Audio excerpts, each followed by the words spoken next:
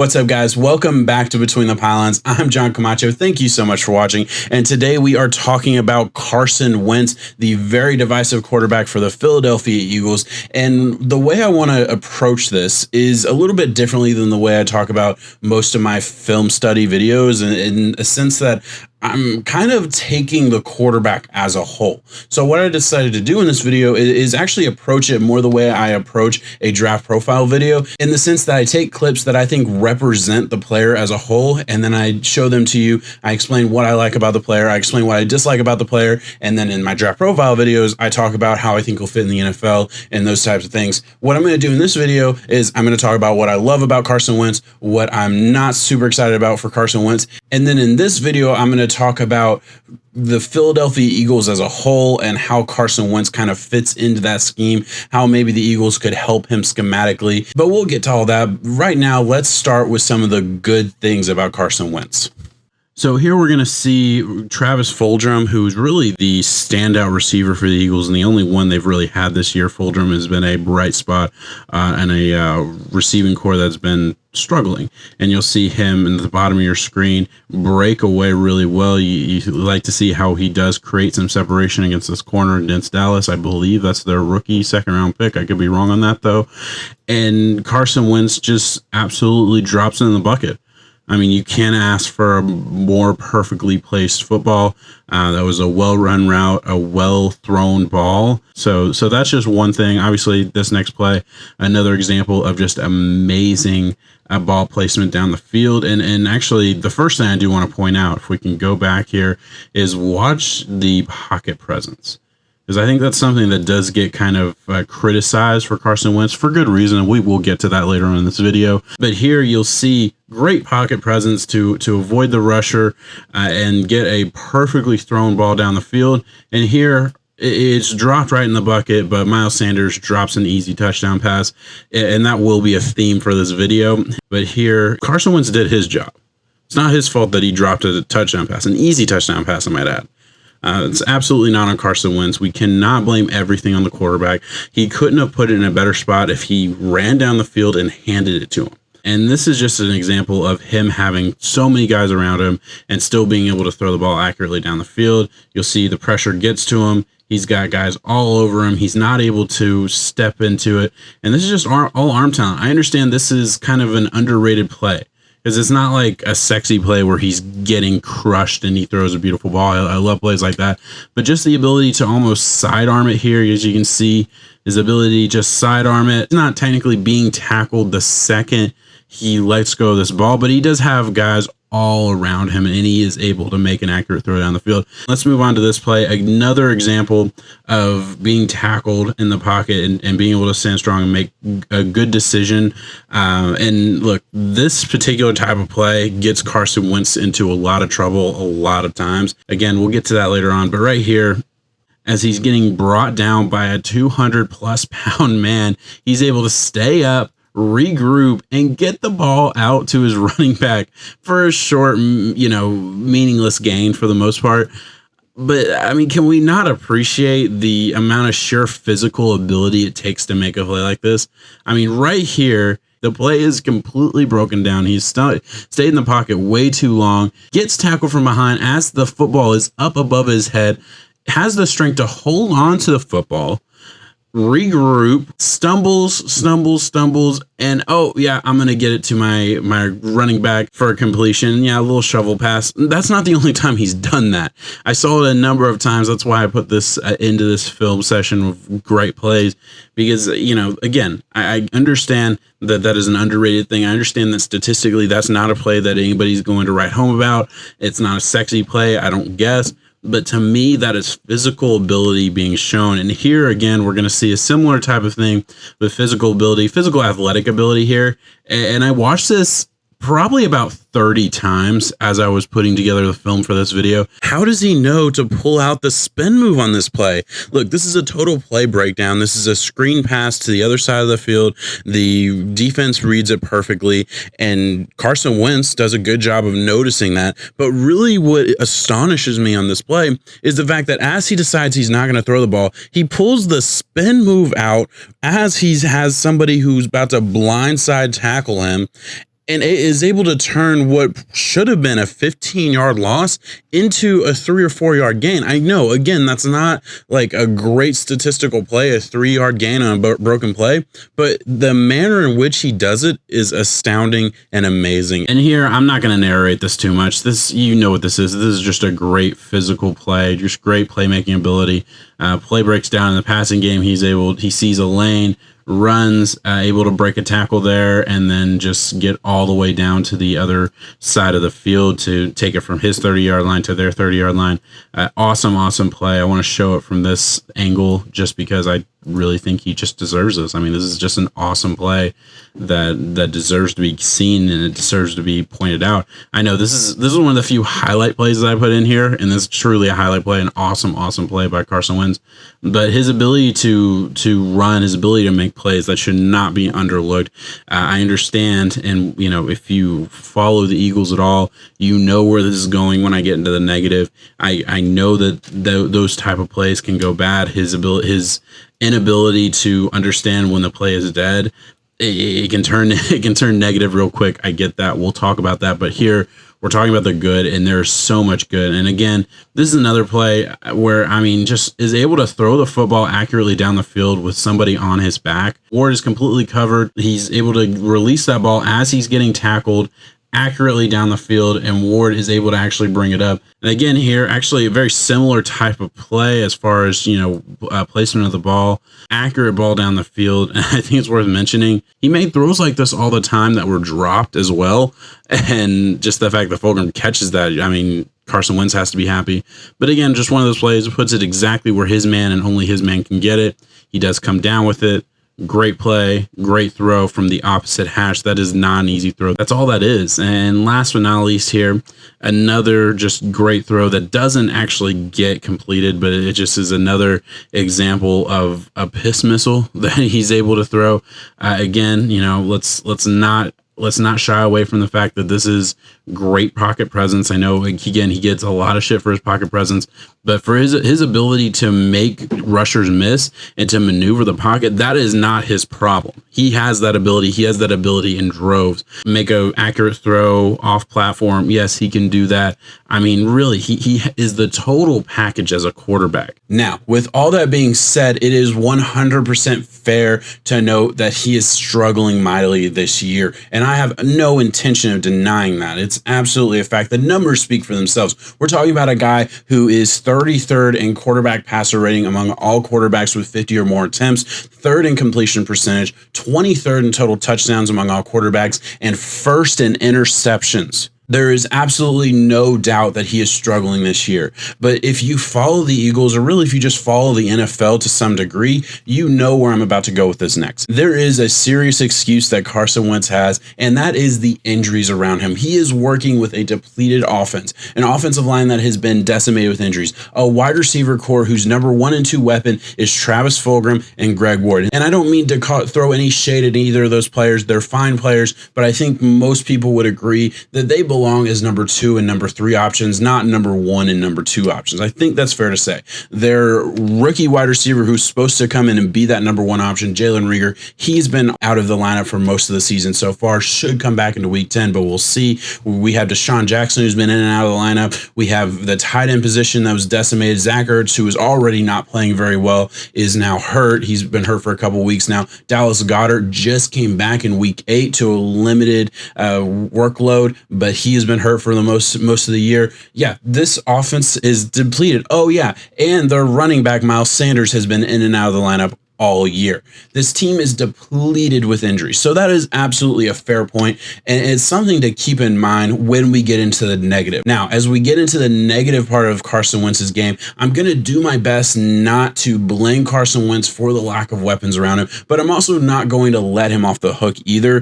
This part of the video is specifically meant to point out the flaws for Carson Wentz. I will do my best to keep it on Carson Wentz and not blame the rest of the team around me. If you catch me doing that, call me out in the comments. I absolutely deserve it. All right. And the first thing we got to talk about is obvious. I alluded to it a little bit in the very beginning of this video when we were talking about the pros.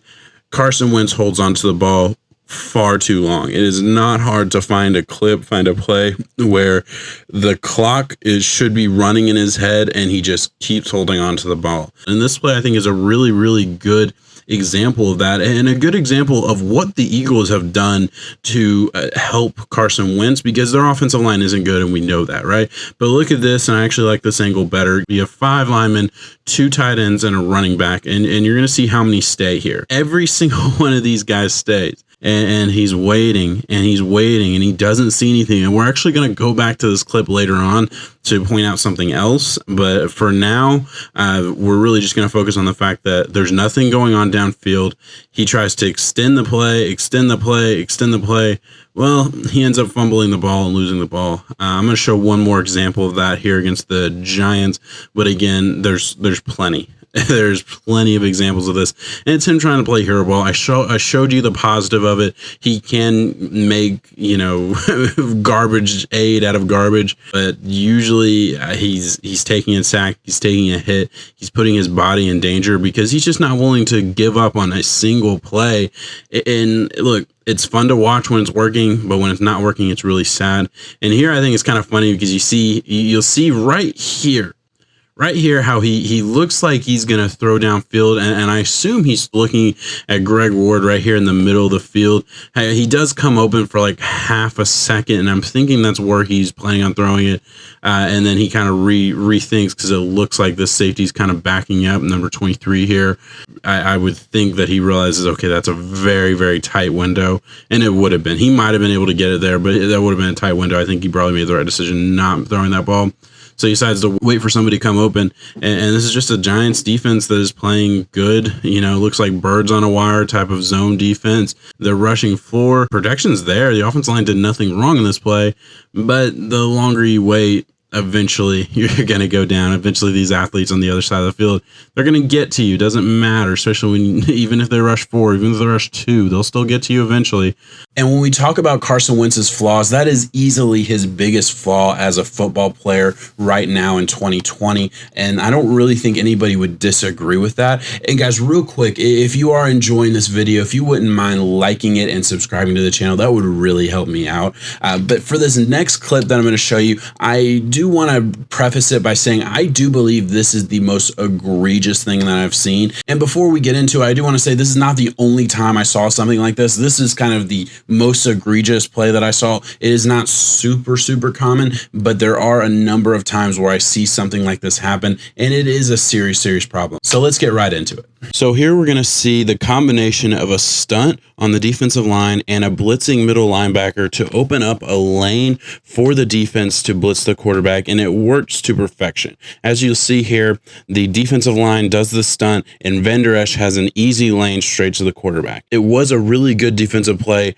on the Cowboys' part from that perspective. But the thing that Carson Wentz should have noticed immediately was that Jalen Smith here runs out into the flat to follow this wide receiver who's already covered by the nickel corner and leaves the middle of the field wide open. So there's 2 receivers right here that are completely wide open. There is no reason that Carson Wentz should have taken a sack. He should have been able to process that instantly. He should have been able to notice what was going on instantly, get the ball out of his hands to the wide open receiver for at least a first down, maybe more. So right here, just wide open receiver. This ball should have been thrown better earlier. First of all, right here, really he sees it, and I'd like to see him get that release off just a little bit faster. Maybe that's another complaint you could say. His release is maybe a little bit slower. I don't think it's slow per se. I just don't think it's the fastest release in the NFL, and sometimes that can be a problem. He throws a bullet, he does. The ball gets there, on schedule, but it's just high. And you see that sometimes. You see him throw high a number of times. I'm going to show one more clip where he throws high. I'm not sure if that's the next one, but really, I don't think this needs a whole lot of more explanation, we'll just move on to the next play.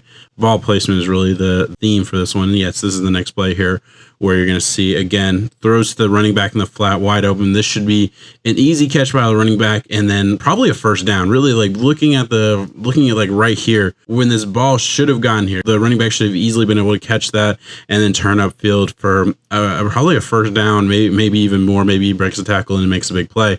Whatever it is, doesn't matter, because the running back, it goes right over his head. And look, I saw that a couple times. This is one example of something that I did see a couple times. I would say he's probably good for doing that once a game.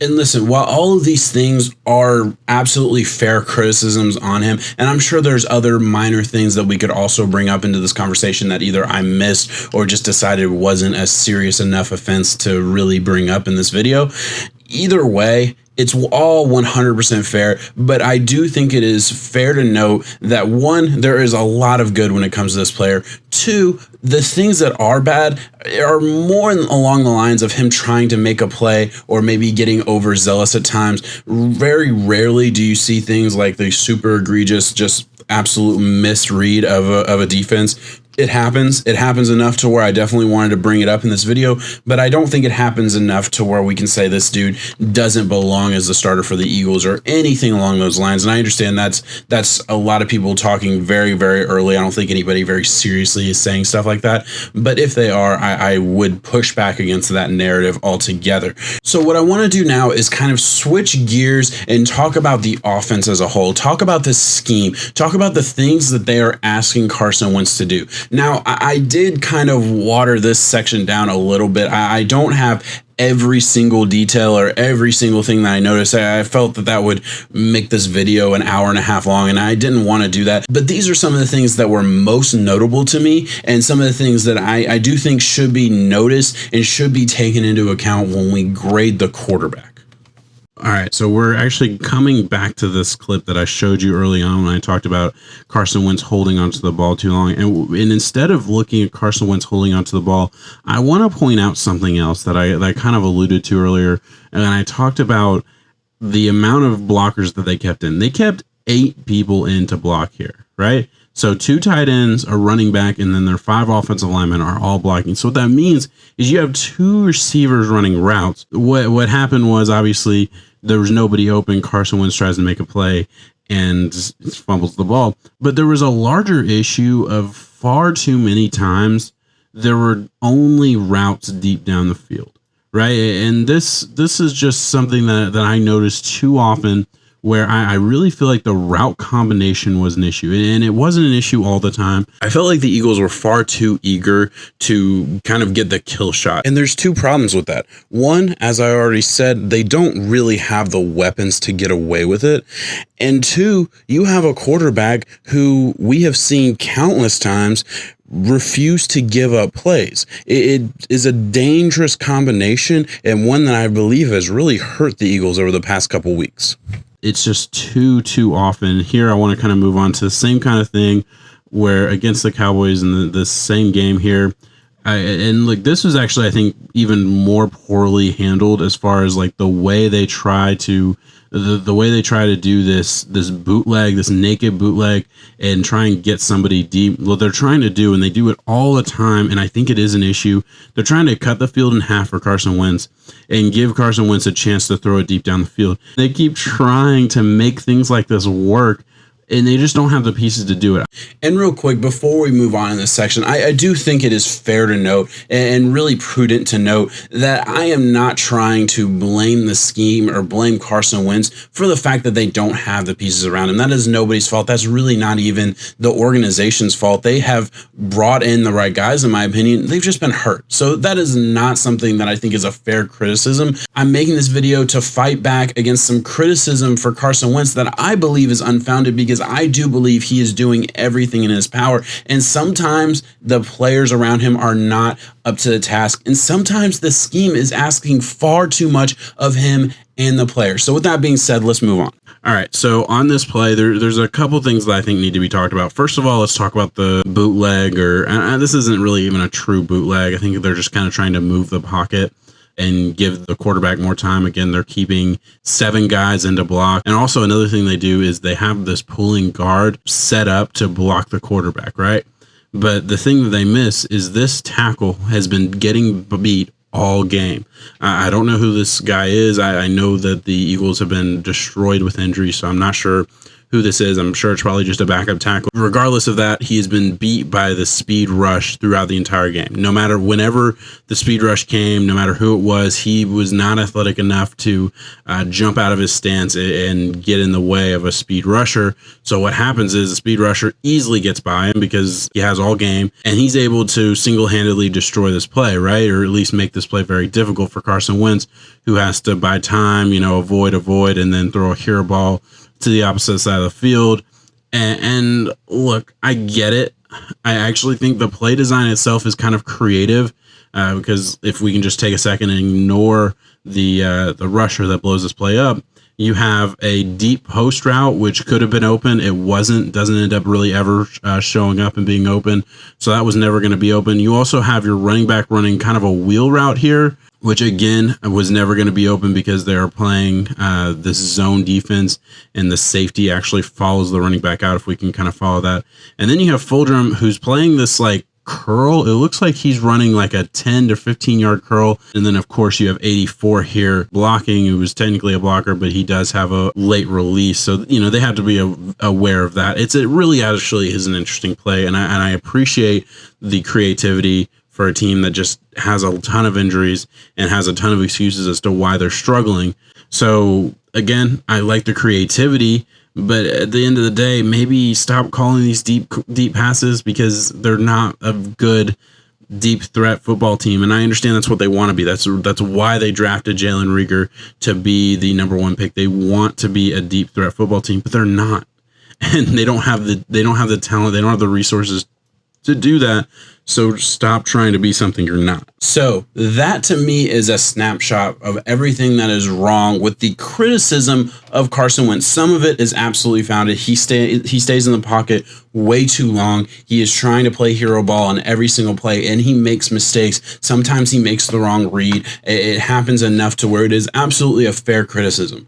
But that should not be outweighed by the fact that he is a playmaker by every definition of the word. No, I don't think he's the most accurate quarterback in the NFL, but I do think he'd be in the conversation for top 15. He's very accurate, pinpoint accuracy, and has the ability to throw to guys that are covered and still get the ball completed. So that is something that should absolutely be taken into account. And then the biggest factor, and I know I've said it enough on this video, you're probably already sick of hearing it because you're probably not just hearing it from me if you're an Eagles fan, is the fact that their weapons around them are subpar. With all that being said, the scheme does deserve to be looked at. Now, while if you go from game to game, I always noticed that it felt like they were trying to fix one problem, but for me, it truly just felt like they were on a sinking ship and they were trying to plug as many holes as they could to avoid the water getting into the craft. And the more holes they plugged, the more holes came up. And that's kind of like my overall assessment of the scheme. The second they fixed one thing that I noticed was a problem in week 4, I noticed another problem. So these things were just kind of overarching things that I felt were consistent, and I hope that I did a good job of conveying that to you. I know I was a little bit rushing through certain things because I didn't want to make this video an hour long, and I'm already worried that I've gotten to about 30 minutes. So I am going to cut this short by just saying, please like and subscribe to the channel if you enjoy content like this, because I'm going to be doing this every single week. And when we get into draft season, I will be talking about the NFL draft and all these prospects from college that I'm super excited to talk about. So be on the lookout for all of that. I do also have a podcast where me and my good friend Jacob Waters talk football every single week, so you can check that out if you're interested. And guys, if you have any suggestions on a new topic that I should have for this video, let me know in the comments. And also, most importantly, let me know in the comments what you think about Carson Wentz. What do you think about my assessment of Carson Wentz and the Philadelphia Eagles? I am so interested to hear from everybody, but especially the fans. If you're the fan of the Philadelphia Eagles, let me know in the comments, how far off do you think I am? You're somebody who lives and dies with this team. Let me know what you think, because I am always interested to hear criticism and praise. Love to praise, but I appreciate the criticism just as much. Thank you so much, guys. Peace out.